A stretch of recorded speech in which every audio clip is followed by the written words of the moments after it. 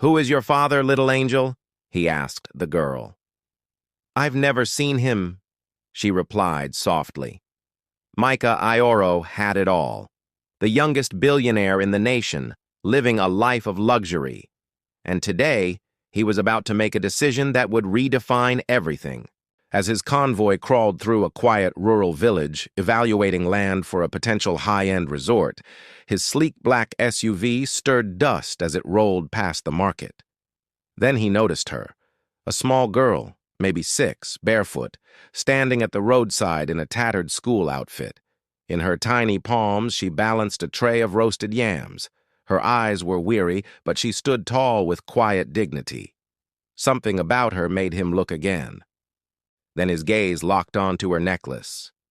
His heartbeat faltered. It wasn't an ordinary necklace. It was his. A silver chain bearing a lion-shaped pendant. A unique design. The same one he gave away 7 years earlier, to a woman whose name he couldn't recall. Micah stepped out slowly. Onlookers watched. He didn't care. "What's your name?" he asked gently. The girl raised her gaze. "Hope." His voice cracked. "Where did you get that necklace?" She touched the pendant. "Mama gave it to me," she murmured. He knelt beside her.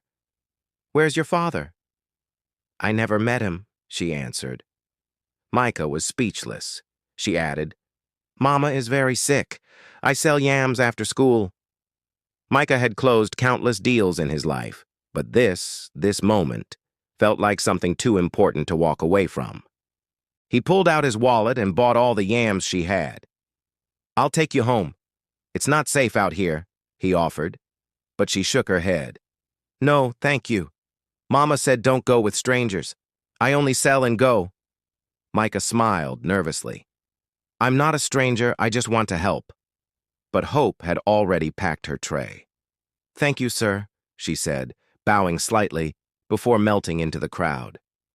"Follow her," Micah instructed his driver. "Quietly. Find out where she lives." Minutes passed. The driver returned empty-handed. "She disappeared, sir. Turned down an alley by the fabric stalls. Then she was gone." Micah leaned back in his seat, puzzled.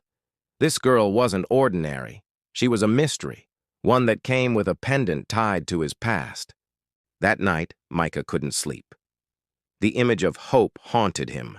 Her eyes, the necklace, the mystery of the missing father. The next day, he came back, with a small bag in hand. Inside, books, shiny shoes, a teddy bear, a lunchbox, and storybooks. He found Hope at the same spot. Her eyes narrowed. "You came back. I told you," he smiled. "I'm not a bad person." He set the bag down. "What's this?" she asked, cautious. "Open it." She peeked inside, gasped. "Are these really for me?" Micah nodded. "Only if you want them." She hesitated, then said, "If you're not lying, I'll take you to Mama. But if you lie, I'll never talk to you again." "Deal," he said. They walked through narrow paths to a crumbling hut. The woman who opened the door froze when she saw him. Her name was Grace, and she knew who he was, from another life. Flashback, 7 years ago, a nightclub, laughter, dancing, a fleeting night, a gift, a lion pendant. Then silence. Back to present. "You don't remember me," Grace said.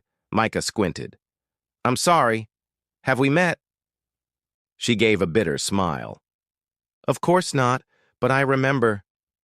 They sat inside her small, smoky hut. "How did your daughter get that necklace?" Micah asked gently. "I found it in the street," Grace said. He didn't believe her. "That piece is one of a kind. I gave it to someone I met years ago." "Maybe I was lucky." But he knew she was lying. Then she started coughing, deep, chest rattling. Hope ran to help. "Mama, rest." Micah pulled out an envelope. "For medicine, please take it." "I don't want your charity," she snapped. "It's not charity," he said. "You can't just throw money and fix everything." Micah said nothing. But he returned the next day, and the next. Every afternoon, Hope found him waiting. He helped with homework, shared stories, laughed with her. One day, his assistant warned him. "The board is worried. You're skipping meetings. Investors are talking."